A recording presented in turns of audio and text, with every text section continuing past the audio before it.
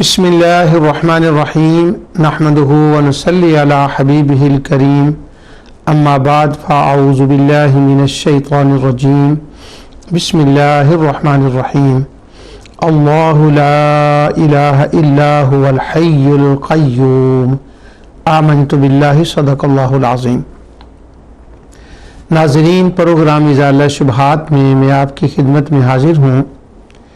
इस वक्त मैं तौहीद और रद्द शिर्क पर गुफ्तगू कर रहा हूँ और टॉपिक तौहीद और रद्द शिर्क चल रहा है। गुज़िश्ता प्रोग्रामों में मैंने ये अर्ज़ किया था कि नमाज के बाद जो तस्बीहात की जाती हैं, सुबहान अल्लाह, अल्हम्दुलिल्लाह, अल्लाहु अकबर, और जो अफ़ज़लु ज़िक्र ला इलाहा इल्लल्लाह किया जाता है, उन तस्बीहात से और ला इलाहा इल्लल्लाह से अल्लाह ताला की तौहीद, ये कि वो अपनी ज़ात में तन्हा है, वो पैदा करने में तन्हा है, वो कायनात को चलाने में तन्हा है, वो कायनात को जानने में तन्हा है और वही इबादत का मुस्तहिक है, क्योंकि इन सारी सिफ़ात का मालिक वही है। इस पर मैंने अर्ज़ किया था। आज मैं उसी टॉपिक को आगे कंटिन्यू कर रहा हूँ कि नमाज अदा करने के बाद जैसे हम तस्बीहात पढ़ते हैं, इसी तरह उम्मत के अंदर बाज़ अहादीस की रोशनी में जो आयतुल कुर्सी की फजीलत में आई हैं, ये एक तरीक़ेकार है और ये उम्मत का मामूल है कि वो नमाज के बाद आयतुल कुर्सी की तिलावत करते हैं और बहुत बड़ी फजीलत आई है हदीस के अंदर आयतुल कुर्सी की।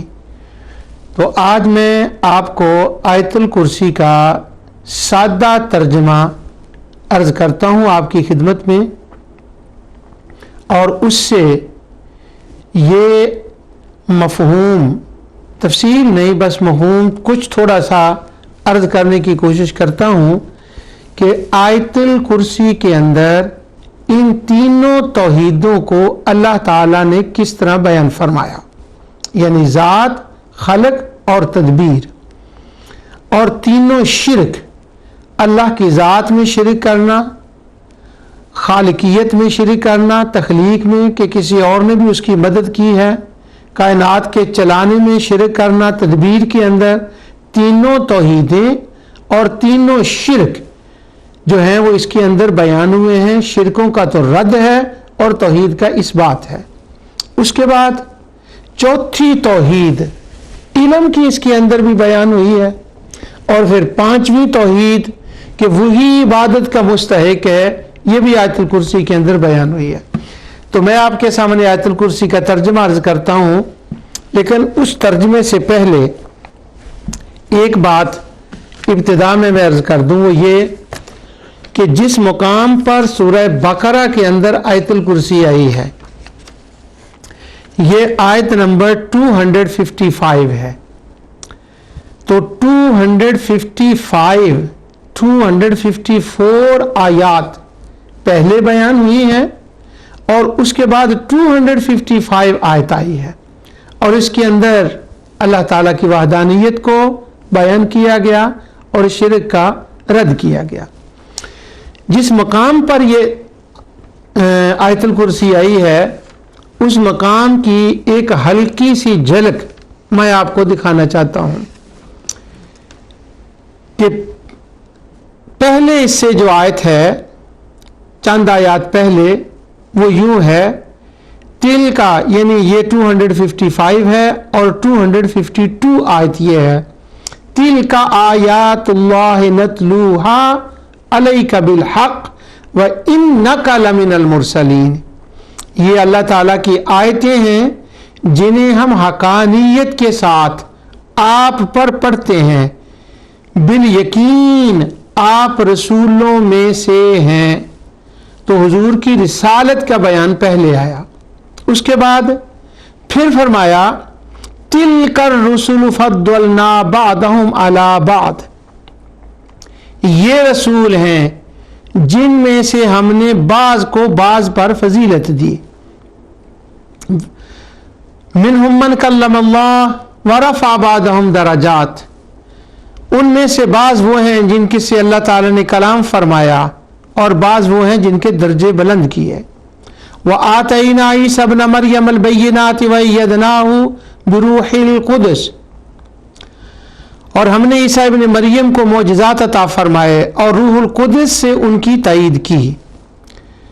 मैंने जब ये तौहीद और रद्द शिरक का प्रोग्राम शुरू किया था तो मैंने यूं अर्ज किया था कि तौहीद का रूट है रिसालत, यानी रिसालत की सड़क पे चले तो मंजिल उसकी तौहीद है।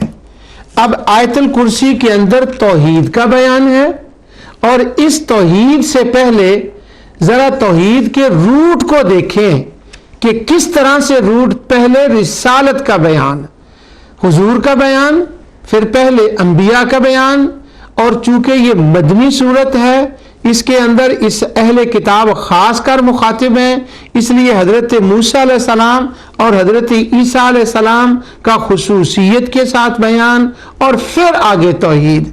पूरे कुरान में जब तौहीद आप पढ़ेंगे यही होगा कि कोई तौहीद बताने वाला पहले होगा, कोई तौहीद की तरफ बुलाने वाला पहले होगा, और फिर वो तौहीद की तरफ बुलाएगा।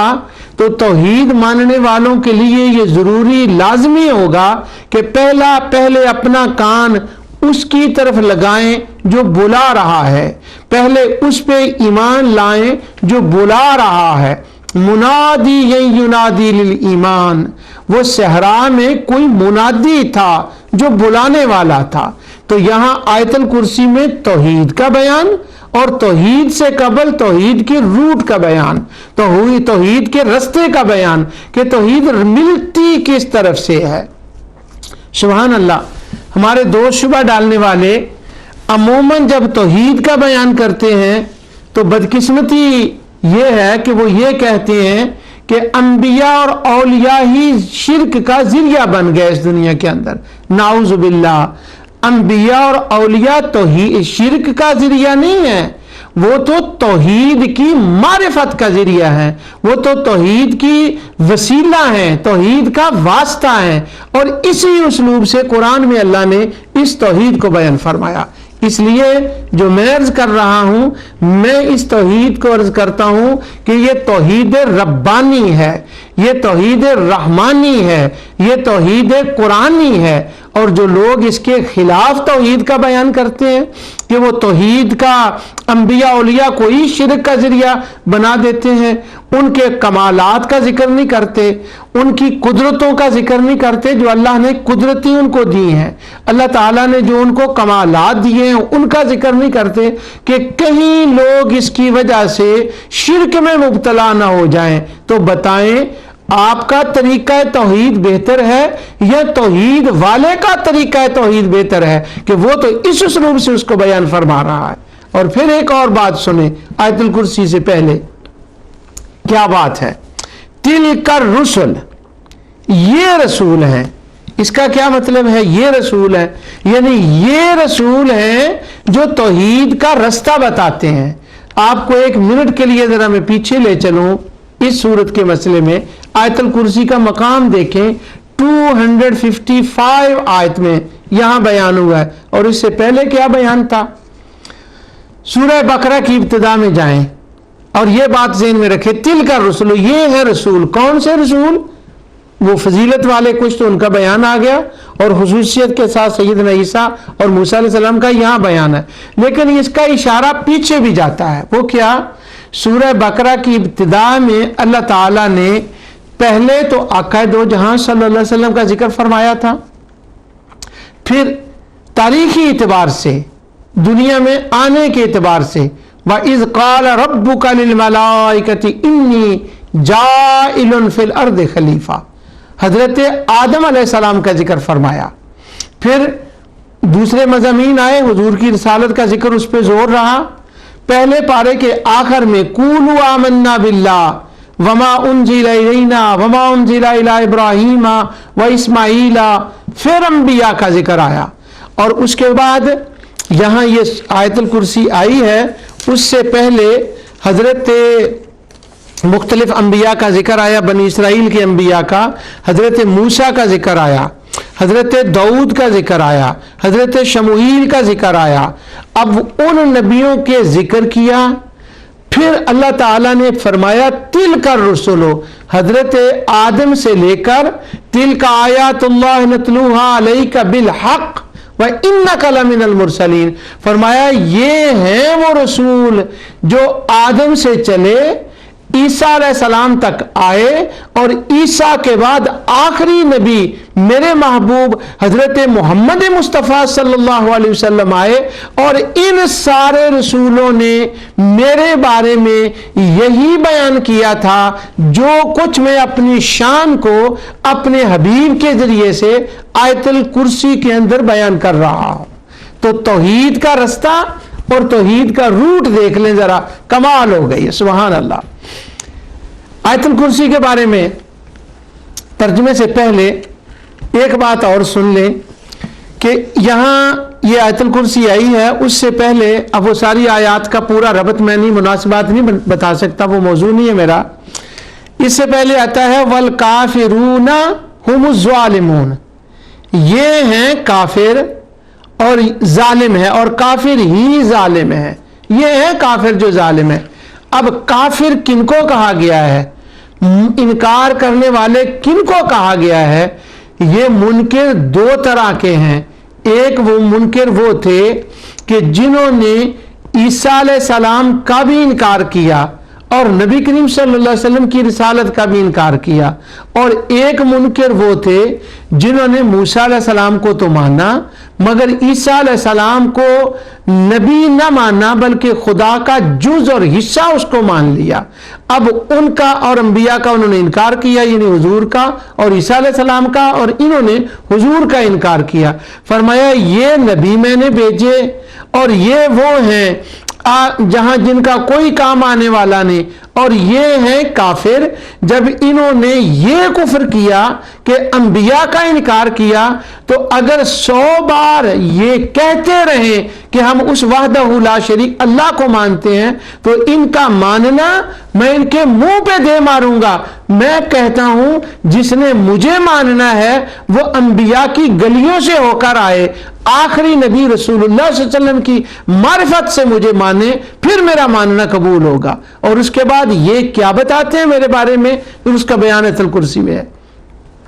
और सुने, आयतुल कुर्सी के अंदर अल्लाह ताला ने जो बयान फरमाया है वो है अल्लाह ताला की सल्तनत, उसकी कुदरत, उसका इल्म, उसकी ज़ात। वो जो मैं रटाना चाहता हूं ना, अल्लाह ताला के आगे मैं दुआएं करता रहता हूं अपने प्रोग्राम में कि या रब्बल आलमीन, लोगों ने तौहीद का नाम बिगाड़ दिया, तौहीद की किस्में भूल गए, शिरक को हाई जैक करके उसका गलत मतलब बयान कर दिया। इंशाअल्लाह आगे चलकर शिरक का माना मैं बताऊंगा, अभी तो मैं इजमालन आपको बता रहा हूं। पूरा शिरक पर मैं एक प्रोग्राम करूंगा और मैं वो सारी आयात लेके आऊंगा जिन आयात के अंदर अल्लाह ने खुद शिरक का माना बयान फरमाया है। ना मुझे पता है, मेरे सामने रागिब असफानी की मुफरदात भी है, इब्ने मंजूर अफरीकी की लिसान भी है, जौहरी की भी है, अन्निहाया इब्ने असीर की मैं देख सकता हूं, लेकिन वो भी मैं बताऊंगा। लेकिन लफ्ज शिरक का माना खुद उस रब्बुल आलमीन ने क्या बताया, इस पर इंशाअल्लाह मैं अर्ज करूंगा आगे चलकर। तो आयतुल कुर्सी के अंदर अल्लाह ताला ने अपनी खूबियों को बयान फरमाया, अपनी अजमतों को बयान फरमाया। जब अपनी अजमतों को और खूबियों को बयान फरमाया तो ऑटोमेटिकली जो मुशरिक अल्लाह ताला के अंदर ऐब और नक्स मानते थे, या जिस चीज को मानने से अल्लाह के अंदर नाउज़ु बिल्लाह उनके गलत अकीदे के अंदर अल्लाह के बारे में एक नक्स और ऐब पैदा होता था, नजर आता था, अल्लाह ताला ने उसका रद्द फरमाया। यानी ये हमद भी है मेरी और मेरी तस्बीह भी है। हमद का माना होता है उसके वाह वाह करना, उसके चर्चे करना, और तस्बीह का माना मैंने पिछले प्रोग्राम में बता दिया था, ये कहना कि वो मुनज़्ज़ा है, वो इन उयूब से पाक है। तो आयतुल कुर्सी को अगर एक तरफ से देखें तो पूरी आयतुल कुर्सी اللہ کی حمد نظر آتی ہے، اور اگر دوسری طرف سے دیکھیں تو وہ پوری اللہ کی تسبیح نظر آتی ہے۔ حمد کے اندر کیا ہے اور تسبیح کے اندر کیا ہے؟ حمد میں بھی توحید ہے اور تسبیح میں بھی توحید ہے، مگر یہ توحید بتاتا کون ہے؟ یہ بتائی کس نے ہے؟ کون ہے جو یہ سبق دیتا ہے توحید کا؟ یہ انبیاء ہیں۔ انبیاء ملکوتی توحید بتاتے ہیں، انبیاء ملکی توحید بتاتے ہیں، انبیاء اس کی ذات کی توحید بتاتے ہیں، خالق کی بتاتے ہیں، تدبیر کی، علم کی، اور اس کے مستحق ہونے، عبادت ہونے کی وہ بتاتے ہیں۔ تو اللہ تعالی حضور علیہ الصلوۃ والسلام کے صدقے سے ہمیں آیت الکرسی اور اس کی طرح جتنی قرآن کی باقی آیات جن میں توحید کا ذکر ہے روٹ کے ساتھ، اور روٹ ہے انبیاء، انہیں پڑھنے اور سمجھنے کی توفیق عطا فرمائے۔ آیت الکرسی وہ آیت ہے قرآن کریم کی کہ اس کے اندر اللہ تعالیٰ کا بہت ذکر آیا ہے، اور آیت الکرسی کے بارے میں کہا فرمایا گیا ہے کہ یہ سب سے زیادہ قرآن کی فضیلت والی آیت ہے۔ اب سب سے زیادہ فضیلت والی آیت یہ کیوں ہے؟ حافظ جلال الدین سیوطی نے الاتقان کے اندر، سب مفسرین نے آیت الکرسی کی تفسیر میں یہ باتیں لکھی ہیں، ایک بیان کیا ہے۔ وہ فرماتے ہیں کہ جب یہ کہا جاتا ہے کہ یہ سورت دوسری سورت سے افضل ہے، یہ آیت دوسری آیت سے افضل ہے، علامہ سعدی صاحب نے تبیان القرآن کے اندر مختلف مقامات پر اور شرح صحیح مسلم میں اس کے اوپر بھی بڑی زبردست بات فرمائی ہے کہ جب یہ کہا اس کا معنی کیا ہوتا ہے کہ یہ آیت اس آیت سے افضل، یہ سورت تمام سورتوں سے افضل، اس کا کیا مطلب ہوتا ہے؟ تو فرماتے ہیں اہل علم کہ اس کا مطلب یہ ہوتا ہے کہ ایک آیت وہ ہوتی ہے جس کے اندر اللہ تعالیٰ کا ذکر، اللہ تعالیٰ کا نام ایک بار آیا ہوتا ہے، اور دوسری وہ ہوتی ہے جس کے اندر اللہ تعالیٰ کا نام 2 بار آیا ہوتا ہے۔ پھر ایک آیت وہ ہے جس کے اندر 3 بار ذکر الہی ہے اور دوسری میں 4 بار ہے۔ تو جس آیت میں اللہ کا ذکر، اس کا نام جتنی بار زیادہ ہوگا وہ اس آیت سے افضل ہوگی جس آیت کے اندر اللہ کا اسم، اللہ تعالیٰ کا ذکر، اس کی اسماء کا ذکر کم ہوا ہے۔ تو اس طریقے سے قرآن کریم کی ایک آیت کو دوسری آیت سے افضل کہتے ہیں۔ اب ایک آیت ہے، اس کے اندر مشرکین کا، کفار کا، جہنم کے اندر مرتے وقت ان کو کیا سزائیں ہوں گی، قبر میں کیا سزائیں ہوں گی، قیامت میں کیا سزائیں ہوں گی، جہنم میں کیا سزائیں ہوں گی۔ اب کفار کے عذاب کا بیان ہے، وہ حق ہے۔ اب دوسری آیات میں انبیاء کی فضیلت کا بیان ہے۔ تو جو دونوں آیتوں کو کمپیئر کریں گے تو جس آیت میں انبیاء کی فضیلت، انبیاء کا ذکر ہے، وہ آیات ان آیات سے افضل ہوں گی جن کے اندر مشرکین کفار کے عذاب کا یا ان کی سزاؤں کا ذکر ہے۔ اس طرح سے آپ اس کو تمام آیات کو دیکھ سکتے ہیں۔ اب آیت الکرسی، اس کو فرمایا گیا کہ یہ سارے قرآن سے افضل ہے، بلکہ اگر یہ میں ایک اس کا مفہومی معنی بیان کرنے لگا ہوں، عرض کرنے لگا ہوں کہ اگر کوئی بندہ سارے قرآن کی تلاوت کرے اور اس کو اس مسلم شریف والی روایت کا علم نہ ہو جو حدیث کی روایت ہے، اور خود بخود اللہ تعالیٰ کی ذات، اللہ تعالیٰ کی صفات، اس کی حمد و ثنا اور اس کی تسبیحات کو سمجھ لے کہ جو رسالت کے ذریعے سے اس کو سمجھ آتی ہے، ظاہر قرآن حضور پر نازل ہوا ہے، اور آخر میں جا کر وہ نتیجہ اخذ کر لے کہ سارے قرآن سے افضل سورت سورہ اخلاص ہے سورتوں میں، اور سارے قرآن میں افضل آیتوں میں آیت الکرسی ہے۔ اگر کوئی بندہ اس نتیجے پر پہنچ جائے تو آقا دو جہاں صلی اللہ علیہ وسلم نے فرمایا کہ وہ بندہ عالم ہو گیا۔ یعنی اصل عالم وہ ہے جو قرآن پڑھ کے اس کے نتیجوں تک پہنچتا ہے، اس کا نام، اسے قرآن کے حضور کی زبان میں اسے عالم کہا گیا۔ آقا دو جہاں صلی اللہ علیہ وسلم کے ایک صحابی جن کا اسم گرامی حضرت ابی بن کعب رضی اللہ عنہ ہے، حضور علیہ الصلوۃ والسلام ان سے پوچھتے ہیں، یہ فضائل القرآن امام مسلم نے اس کا ذکر کیا ہے مسلم کے اندر، حضور نے فرمایا ابی یہ بتاؤ قرآن میں سب سے زیادہ افضل آیت کون سی ہے؟ اب ان کو پتا تو تھا لیکن وہ حضور کے سامنے ادب سے جھک گئے، کہا یا رسول اللہ صلی اللہ علیہ وسلم میں کیا جانوں، آپ ہی جانتے ہیں۔ حضور نے فرمایا نہیں تم بتاؤ۔ جب حضور نے دوسری مرتبہ فرمایا اور زور دے کے فرمایا کہ بتاؤ قرآن کی سب سے افضل ترین آیت کون سی ہے، تو حضرت ابی بن کعب آگے سے جواب دیتے ہیں یا رسول اللہ صلی اللہ علیہ وسلم سب سے افضل قرآن کی جو آیت ہے وہ تو آیت الکرسی ہے۔ تو حضور حضرت ابی بن کعب کو مسکرا کے فرماتے ہیں تو عالم ہو گیا ہے، سبحان اللہ۔ یعنی جیسے کوئی بندہ درس نظامی کرے اور اس کو دستار بندی ہوتی ہے نا، اس کو سرٹیفکیٹ دیا جاتا ہے کہ تو عالم ہو گیا ہے، ابی بن کعب کو کی حضور نے دستار بندی کی، ان کو عالم ہونے کا سرٹیفکیٹ اس وقت عطا فرمایا جب انہوں نے کہا کہ سارے قرآن سے آیت الکرسی سب سے زیادہ افضل ہے۔ تو اس کا مطلب یہ ہوا کہ آیت الکرسی کو سمجھنا اور سمجھ کے اس کو پڑھنا، اس کی بڑی برکات ہیں، عقیدے کے اندر پختگی ہوتی ہے، بندے کی حفاظت ہوتی ہے، گھر والوں کی حفاظت ہوتی ہے، وہ تمام چیزیں جو حفاظت کے باب میں ہیں وہ آپ جانتے ہیں الحمدللہ، کیونکہ سب سے زیادہ یہ مشہور آیت ہے اور اس کے فضائل و مناقب سب کو علم ہے۔ اب اس آیت کے اندر حافظ سیوطی فرماتے ہیں کہ اللہ تعالیٰ کے نام کتنی بار آیا، کیونکہ جتنی بار کسی صورت میں آیت میں زیادہ نام آئے گا وہ اتنی افضل ہوگی۔ اس آیت کے اندر اللہ تعالیٰ کا اسماء حسنہ میں سے کتنی بار اللہ کا ذکر آیا، اس کے اسماء آئے ہیں، تو وہ فرماتے ہیں کہ اس کے اندر 17 مرتبہ 17 مرتبہ اللہ تعالیٰ کا نام آیا ہے، سبحان اللہ۔ اور بعض جگہ تو وہ ظاہر ہے اور بعض جگہ ضمیروں کے ساتھ ہے۔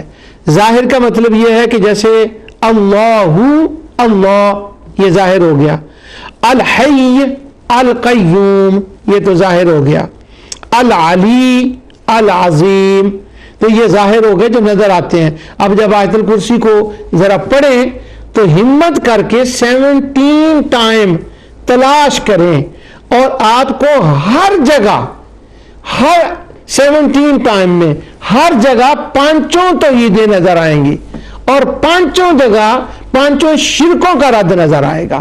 ذرا گہرائی سے تفکر سے تدبر سے اس کو تلاش تو کریں۔ اب میں 1-2 مثالیں دیتا ہوں ضمیر کی۔ اللہ تعالیٰ فرمایا الا باذنہ، اب یہ جو ہی کی ضمیر ہے نا یہ اللہ تعالیٰ کی طرف ہے۔ فرمایا ولا بعلمہ ولا یحیطون بشیء من علمہ، اب جو ہی کی ضمیر ہے یہ اللہ تعالیٰ کی طرف ہے، تو یہاں بھی اللہ تعالیٰ کا ذکر آ گیا، اس کے اسم کا ذکر آ گیا۔ تو اس طرح سے 17 ٹائم اس کے اندر 17 مرتبہ اللہ وحدہ لا شریک کا ذکر ہے، اس لیے یہ پورے قرآن سے افضل ترین آیت ہے جو آیت الکرسی ہے۔ اب جس مقام پر آئی اس کا ربط میں نے آپ کو بتا دیا تھا، اب اس کا موضوع تھوڑا سا بتا کے پھر اس کے ترجمے کی طرف چلتے ہیں۔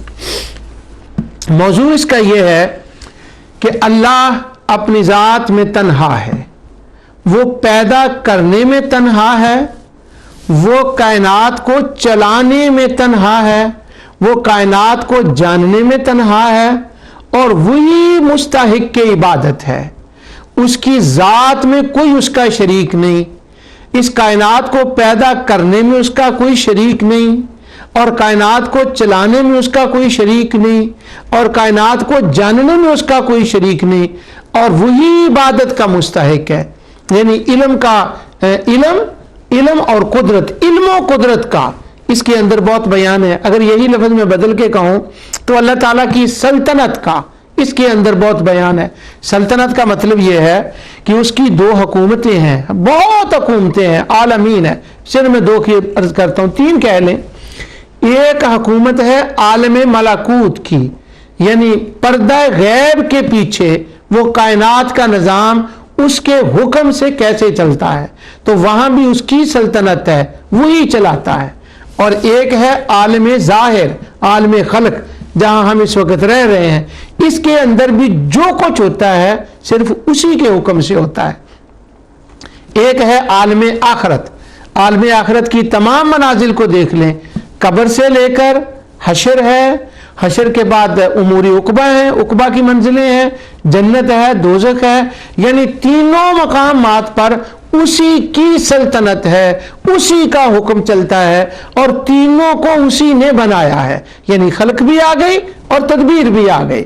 اس کو کہتے ہیں توحید، جو نبیوں کے ذریعے سے پتہ چلے، جو ولیوں کے ذریعے سے پتہ چلے، جو توحید کے روٹ سے جا کر توحید کو سمجھا جائے۔ یہ آیت الکرسی کے اندر ہے کہ اس کا، اور پھر دوسرا ایک لفظ میں بول دیتا ہوں، اقتدار۔ اقتدار کا مطلب یہ ہے کہ اس جہان کے اندر اس کا اتنا غلبہ اور اس کی طاقت اور اقتدار ہے کہ کسی لات کو، کسی منات کو، کسی عزا کو، کسی جن کو، کسی جننی کو، کسی چڑیل کو، کسی دیوی کو، کسی دیوتا کو کی یہ مجال نہیں ہے کہ وہ اس کے اندر انٹرفیرنس کرے، کوئی دخیل ہو اس کے اندر، دخل اندازی کرے، یا کسی علاقے کو وہ چلائے، کسی علاقے کو وہ جانے، نہیں۔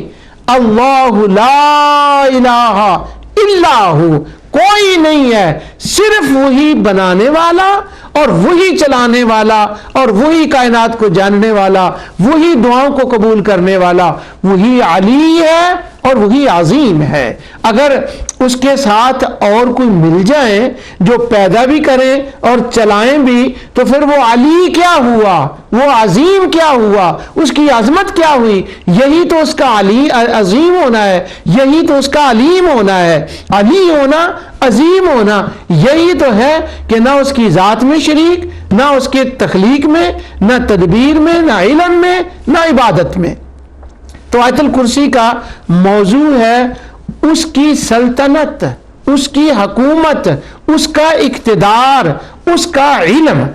اب اس کو میں دوسرے انداز سے بیان کرتا ہوں۔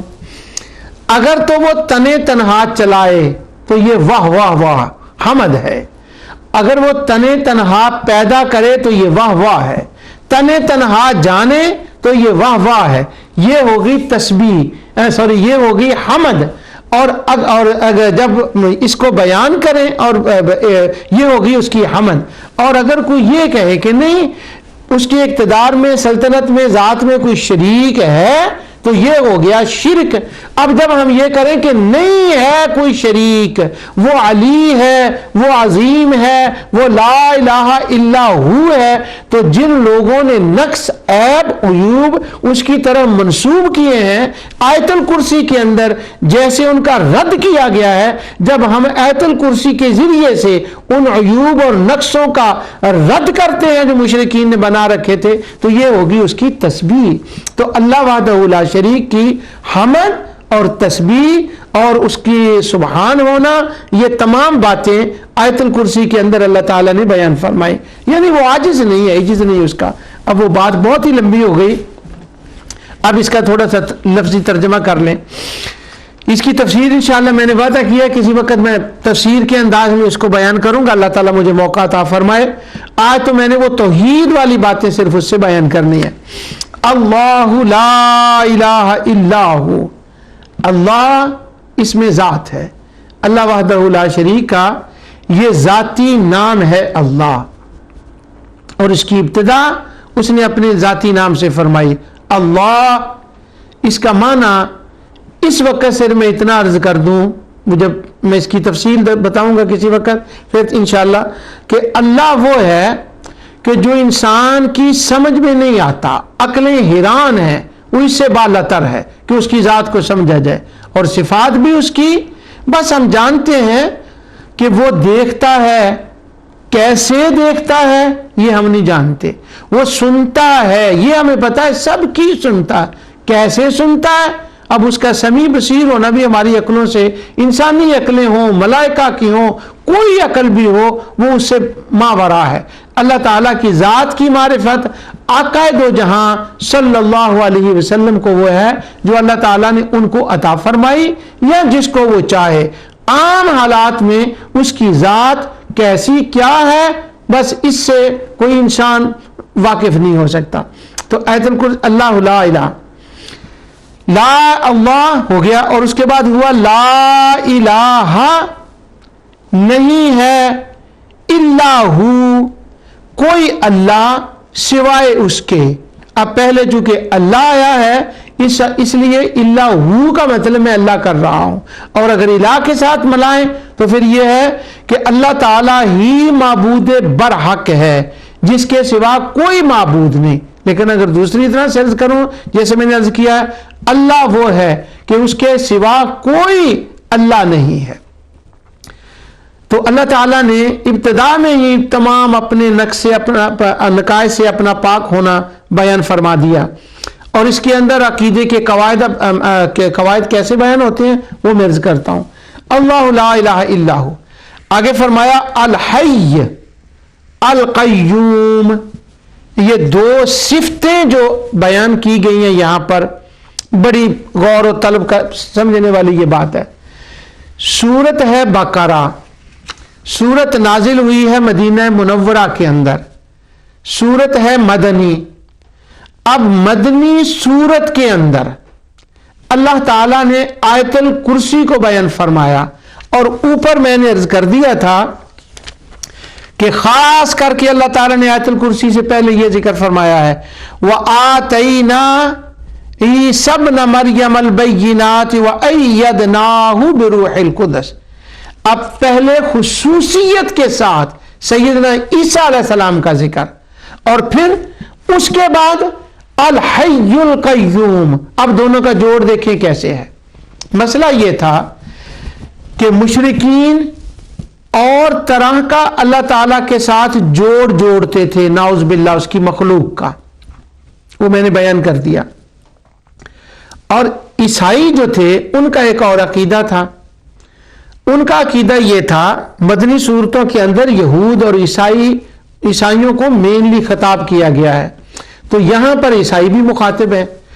وہ حضرت عیسیٰ علیہ السلام کے بارے میں کیا عقیدہ رکھتے ہیں؟ وہ کہتے ہیں لَقَدْ كَفَرَ الَّذِينَ قَالُوا إِنَّ اللَّهَ هُوَ الْمَسِيحُ ابْنُ مَرْيَمَ، کہ نعوذ باللہ انہوں نے کفر کیا یہ کہہ کے کہ مسیح ابن مریم ہی اللہ ہے۔ لَقَدْ كَفَرَ الَّذِينَ قَالُوا إِنَّ اللَّهَ هُوَ الْمَسِيحُ ابْنُ مَرْيَمَ، کہ اللہ مسیح ابن مریم ہے اور مسیح ابن مریم اللہ، یعنی ایک ہی چیز ہے۔ تو انہوں نے اللہ بنا دیا حضرت عیسیٰ علیہ السلام کو۔ پھر انہوں نے ایک اور فلسفہ گھڑا، وہ کہنے لگے کہ عیسیٰ علیہ السلام کچھ دنیا میں دیر رہے، اس کے بعد وہ مصلوب ہوئے، ان کو موت آ گئی، اور موت کے بعد پھر وہ زندہ ہوئے، اور پھر وہ آسمان کی طرف اٹھا لیے گئے۔ اب وہ دوبارہ قیامت قرب قیامت آئیں گے۔ اس میں کچھ حصے تو ہمارے ان کے ساتھ اس حد تک تو اتفاق ہے کہ وہ دوبارہ آئیں گے، لیکن اب دوسرے حصوں کے ساتھ تو ان کے مصلوب ہونے کے لیے اور 3 دن موت کی حالت میں رہیں اور 3 دن کے بعد جائیں، اس میں تو ہمارا اتفاق نہیں ہے ظاہر ان سے۔ اب وہ کہنے لگے کہ ہمارے گناہوں کا وہ کفارہ بنے ہیں اور وہ ان کو موت آئی ہے۔ اب جب وَآتَيْنَا عِیسَى ابْنَ مَرْیَمَ الْبَیِّنَاتِ، اس کو دیکھیں، مخاطب عیسائی ہیں، اور آیت الکرسی کے اندر اللہ لا الہ الا هو الحی القیوم کو دیکھیں تو معنی یہ ہے اللہ وہ ہے جو زندہ ہے، اسے کبھی بھی 1 سیکنڈ کے لیے بھی موت نہیں آئی۔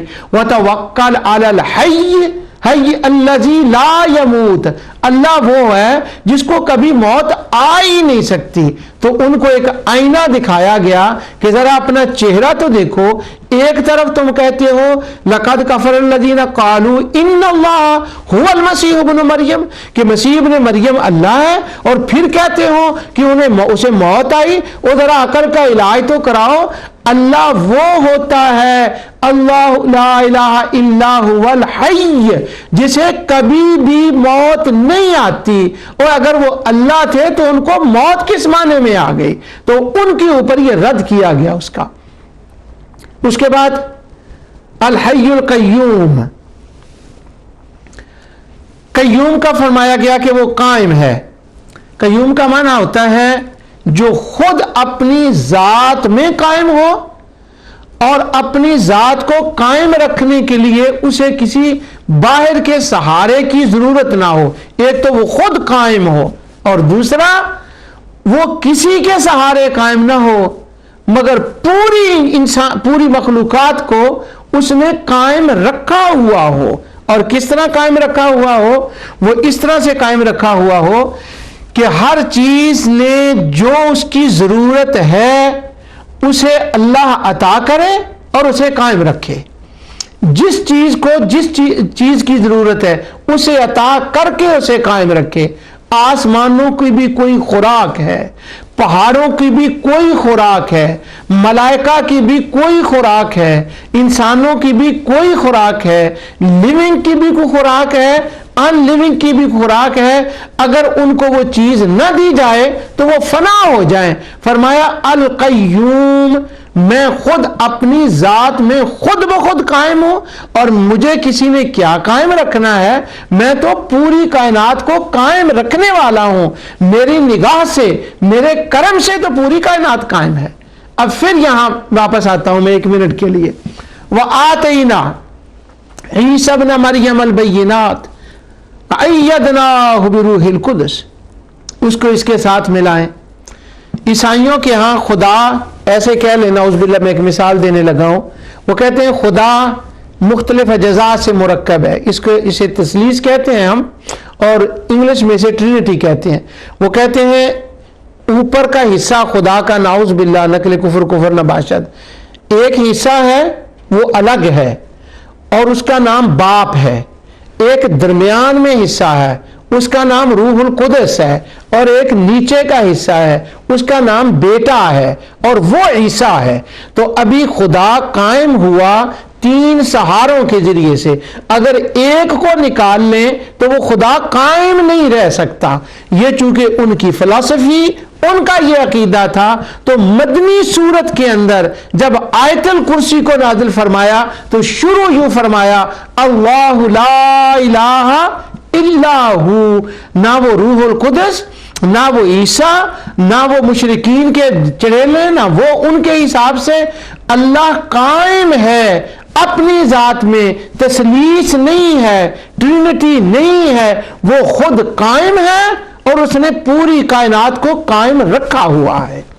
مشرکین چونکہ یہ سمجھتے تھے کہ اللہ تعالیٰ کا نظام قدرت قائم ہے ہماری چڑیلوں، جنوں اور ان کی وجہ سے، تو آیت الکرسی کے اندر ایک ہی وقت میں یہود کا بھی رد ہے، نصارہ کا بھی رد ہے، مشرکین کا بھی رد ہے۔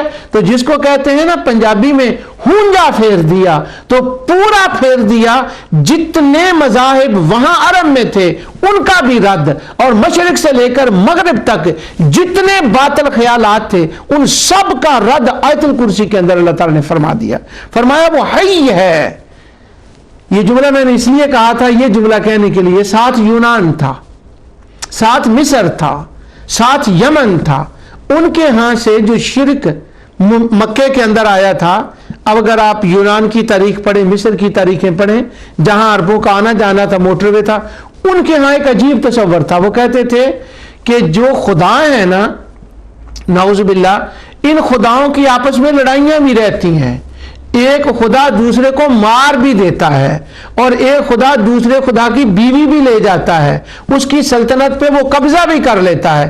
تو یہ کہانیاں تھیں یونان کے اندر، یہ کہانیاں تھیں مصر کے اندر، یہ کہانیاں تھیں ایران کے اندر۔ اب جب آیت الکرسی نے جاڑو پھیرا نا شرک کا، اللہ عز و جل نے جب یہ بیان فرمایا تو مشرق سے لے کر مغرب تک جتنے باطل عقیدے تھے آیت الکرسی نے آ کے تمام کا کلا کم کر دیا۔ اور اللہ لا الہ الا هو الحی القیوم، اگر دیکھنے میں تو صرف یہ ایک لائن لگتی ہے، لیکن اگر حقیقت میں دیکھیں تو جتنے عیب اللہ تعالیٰ کے انہوں نے بنا دیے تھے اس کی تسبیح ہے، ان سب کا رد ہے، اور اللہ وحدہ لا شریک کی کمال حمد ہے جو آقا دو جہاں صلی اللہ علیہ وسلم نے فرمائی۔ بات زیادہ لمبی ہوتی جا رہی ہے۔ اللہ آگے ہے لا تاخذہ سینۃ ولا نوم۔ اب ضرورت کب ہوتی ہے کسی شریک کی، کسی مددگار کی؟ بندہ سو جائے تھوڑی دیر کے لیے اور اس کا ایک ڈیوٹی، اس کے ریسٹ کرنے کے ٹائم میں اس کا ڈیوٹی جو ہے، اس کا نائب وہ کچھ دیر کام چلا لے، وہ ریسٹ کرے۔ اب یہ ایک عجیب تصور ہے کہ مشرکوں کے ہاں اس وقت جو یونانی اور دوسرے تھے ان میں خدا ریسٹ بھی کرتا تھا، خدا سوتا بھی تھا، اور وہ خیالات کسی حد تک اہل کتاب کے اندر بھی آ گئے تھے۔ وہ بھی کہتے تھے، اس کی آگے میں تفصیل بیان کروں گا آگے آج کے پروگرام میں، اس کا میں ایک دو اشارے دیتا ہوں، ان کے اندر تھا کہ وہ سو بھی جاتا ہے۔ تو اللہ تعالیٰ فرماتا ہے اپنے عدم موجودگی میں کسی کو اپنا نائب بنا کر کوئی بندہ آرام کرے اور وہ کائنات کا نظام چلائے، اس کی ضرورت مجھے؟ اللہ لا الہ الا، سن لو نہیں ہے کوئی اللہ میرے سوا۔ اور باقی رہا میرا سونا یا میرا آرام کرنا، سونا کہتے ہیں نوم کو، اور سینا کہتے ہیں جو انسان پہ ابتدائی حالت طاری ہوتی ہے۔ اس مقام کو علامہ قرطبی کا ذرا دیکھ لیں جو اہل علم ہو، اگر کسی کو ضرورت ہو تو، یا امام راضی کا سینا اور نوم پر جو انہوں نے بحث کی ہے۔ سینا کہتے ہیں ابتدائی حالت کو جو انسان پر وارد ہوتی ہے، جھٹکا لگا تھوڑا سا اور وہ آنکھوں میں نیند آئی، اس کو سینا کہتے ہیں، اور جب بندہ پورا نیند نے کنٹرول کر لیا اس کو نوم کہتے ہیں۔ تو اللہ تعالیٰ فرماتا ہے میرا سونا تو بڑی دور کی بات ہے، لا تأخذہ سینۃ ولا نوم، مجھے تو اونگ بھی نہیں آتی، یعنی جو پہلا مرحلہ ہوتا ہے نا سونے کا، مجھے تو وہ بھی نہیں آتا۔ تو اگر مجھے نیند آتی نہیں، میں سوتا ہی نہیں، تو مجھے کسی اور شریک کی کیا ضرورت ہے کہ میری جگہ پہ وہ کام کرے، وہ نظام کائنات کو چلائے۔ تو اللہ تعالیٰ نے لا تأخذہ سینۃ ولا نوم کے اندر اس عیب کو بیان، اس عیب کا رد کیا جو مشرک قوموں کے ذہن میں تھا۔ ایک اور مشرک قوم ہے، تھی اور اب بھی ہے، ان کے ہاں اللہ تعالیٰ کی نیند کے بارے میں ایک بڑا عجیب فلسفہ ہے۔ اب دیکھیں کیسے کیسے لوگ ہیں اور کیسے کیسے فلسفے لوگوں نے گڑے ہوئے ہیں، اور کمال ہے آقا دو جہاں صلی اللہ علیہ وسلم کا کہ عرب کے صحرا میں کھڑے ہو کر منادی ینادی للایمان، ایک آواز دی جو مشرق و مغرب میں سنی گئی، اور ہر جگہ ان غلط عقیدوں کا رد پیدا کرنے والے اللہ تعالیٰ نے پیدا فرما دیے اور سب کا کلا کما کر دیا۔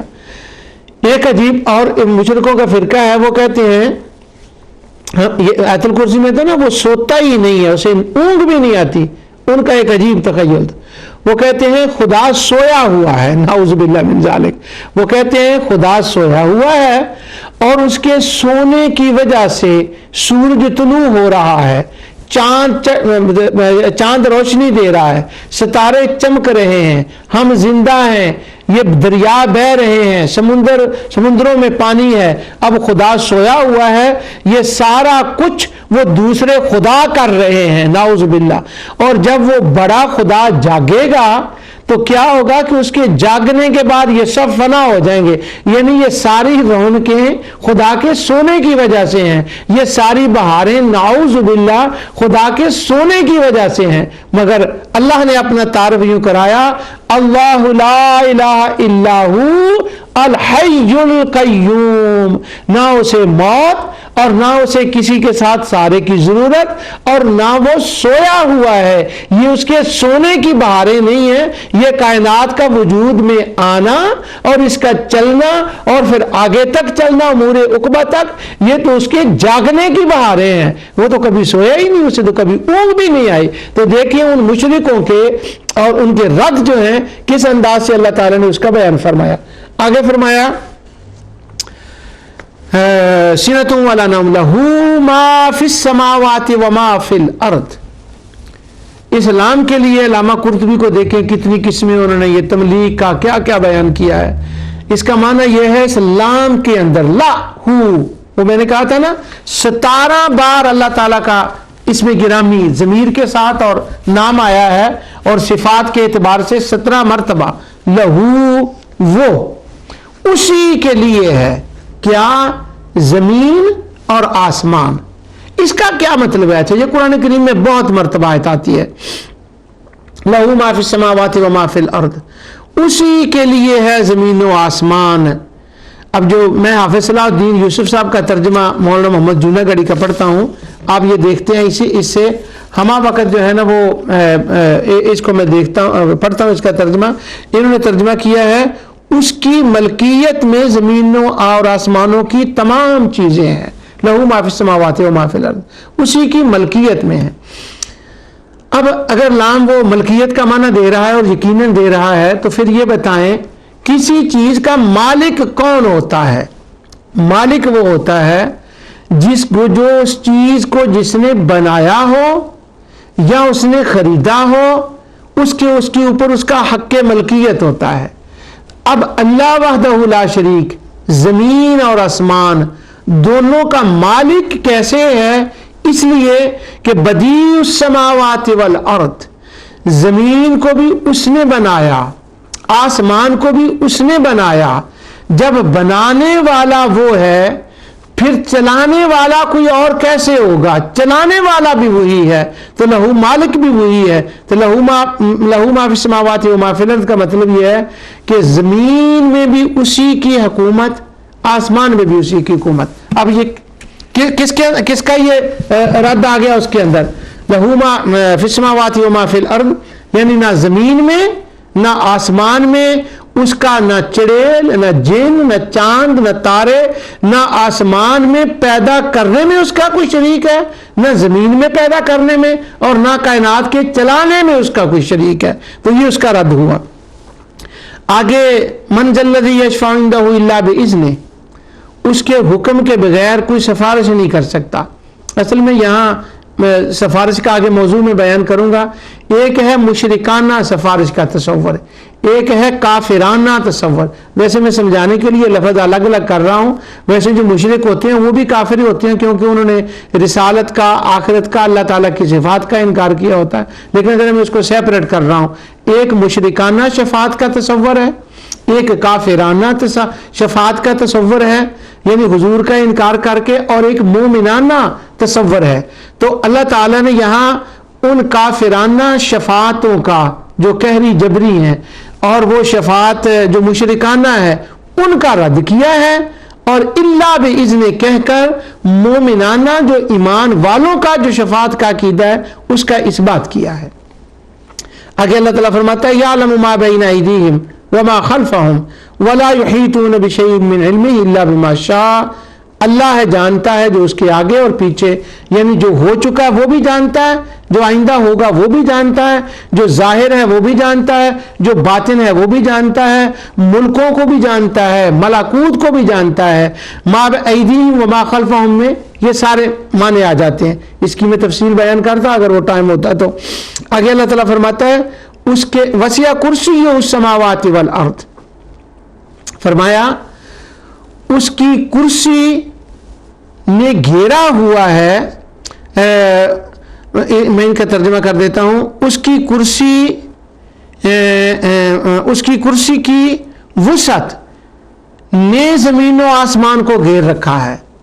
اب یہ کرسی کیا ہے اس کا مطلب تفاسیر میں یہ بھی آتا ہے کہ عرش اور کرسی ایک بہت بڑا جسم ہے، ان کا کرسی کا بھی بڑا جسم ہے، لیکن یہاں پر بعض اہل علم یہ بھی کہتے ہیں کہ پیچھے آ رہا ہے یعلم ما بین ایدیہم، علم کی بات آ رہی ہے، اور پھر لہو ما فی السماوات و ما فی الارض میں اقتدار کی بات ہے. تو معنی اس کا یہ ہے وسع کرسی السماوات والارض کا، کہ پوری کائنات کو چلانے والا بھی وہ تنہا ہے اور پوری کائنات کو وہ جاننے والا بھی وہ تنہا ہے. تو یعنی علم اور قدرت کو وسع کرسی السماوات والارض پر تعبیر کیا گیا ہے. حضرت حکیم الامت مولانا مفتی احمد یار خان نعیمی علیہ الرحمہ فرماتے ہیں وسع کرسی السماوات والارض یعلم کی تفسیر ہے. ایک باریک سی بات میں نے عرض کر دی. آگے اللہ تعالیٰ فرماتا ہے ولا یؤودہ حفظہما، اور اللہ تعالیٰ ان کی حفاظت سے نہ تھکتا ہے نہ اکتاتا ہے. وہ میں نے پہلے بات کی تھی، ہم جو اہل کتاب ہیں جن کا ذکر پہلے آیا ہے وہ دونوں مانتے ہیں، یہود بھی اور عیسائی بھی، کہ 6 دن میں اللہ تعالیٰ نے زمین آسمان کو پیدا کیا، پھر اسے کوئی تھکاوٹ محسوس ہوئی، 7ویں دن اس نے آرام کیا. تو یہ بائبل کے بالکل ابتدا میں وہ ساری باتیں آتی ہیں اور آج بھی سارے وہی مانتے ہیں. ایک تو یہ تھا کہ اللہ تعالیٰ نے ان کا بھی رد کیا کہ نہیں وہ تھکتا نہیں ہے، اور اس کو نہ 6 دن کے بعد نہ وہ زمین و آسمان میں حفاظت ان کی کر کے ان کو سے تھکاوٹ محسوس نہیں ہوتی. اور دوسرا یہ جو مشرکین تھے وہ یہ کہتے تھے بلا تنہا اللہ تعالیٰ ساری کائنات کو کیسے سنبھال سکتا ہے، وہ آسٹریلیا کے لیے کوئی اور خدا ہے، یہ یورپ کے لیے کوئی شعور ہے، افریقہ کے لیے کوئی شعور، عرب کے لیے اور، یثرب کا اور، مکہ کا اور، وہ جورڈن کا اور. تو انہوں نے وہ جو بانٹیاں ڈالی ہوئی تھی نا، ونڈیاں پائی ہوئی تھی، تو اللہ تعالیٰ نے اس کا رد کیا ہے کہ ولا یعودہ حفظہما، وہ زمین کی بھی حفاظت کرتا ہے آسمان کی بھی، اور وہ تھکتا اکتاتا نہیں ہے. کیوں؟ وَهُوَ الْعَلِيُّ الْعَظِيمُ، وہ علی ہے اور وہ عظیم ہے. علی کہتے ہیں اتنی بڑی عظمت والا، اتنے بڑے مرتبے والا کہ اس کے مرتبے کو، اس کی طاقت کو، اس کی عظمت کو، عظیم بھی ساتھ میں کر لیتا ہوں ٹائم ہو گیا، کہ جس کی عظمت کا انسان اندازہ نہ کر سکے، عقلیں وہاں تک نہ پہنچ جائیں. تو وَهُوَ الْعَلِيُّ الْعَظِيمُ، وہ علی ہے، وہ عظیم ہے. انشاءاللہ آگے چل کر میں علی اور عظیم پر پوری گفتگو کروں گا اللہ تعالیٰ کی رحمت اور اس کی توفیق سے. تو آج میں نے آپ کے سامنے آیت الکرسی کا لفظی ترجمہ کیا ہے کہ آیت الکرسی کے اندر اللہ وحدہ لا شریک نے 5 توحیدوں کو بیان فرمایا ہے اور 5 شرکوں کا رد کیا ہے. الہ کے اندر جب لا الہ آ گیا تو وہ عبادت کا اس کے اندر مفہوم آ گیا. تو اللہ تعالیٰ فرماتا ہے کہ میں اپنی ذات میں تنہا ہوں، پیدا کرنے میں تنہا ہوں، اور کائنات کو چلانے میں تنہا ہوں، اور کائنات کو جاننے میں تنہا ہوں. تو جب یہ ساری صفات ہی میری ہیں تو پھر معبود کوئی اور کیسے ہو سکتا ہے، مستحق عبادت کیسے اور کوئی ہو سکتا ہے. اب مشرکوں کا جو رد تھا وہ یہ تھا کہ اے مشرکو، تم نے جو شرک کرتے ہو اس کی ذات میں، نہ اس کی ذات میں کوئی شریک، نہ تخلیق میں، نہ تدبیر میں، نہ علم میں. جب ان میں شریک نہیں ہے تو تم کسی اور کو مستحق عبادت جان کر اس کی عبادت کے ساتھ کسی اور کو شریک کیسے کرتے ہو. جو کچھ میں نے کہا اللہ تعالیٰ سے قبول فرمائے. وما علیہ الا البلاغ.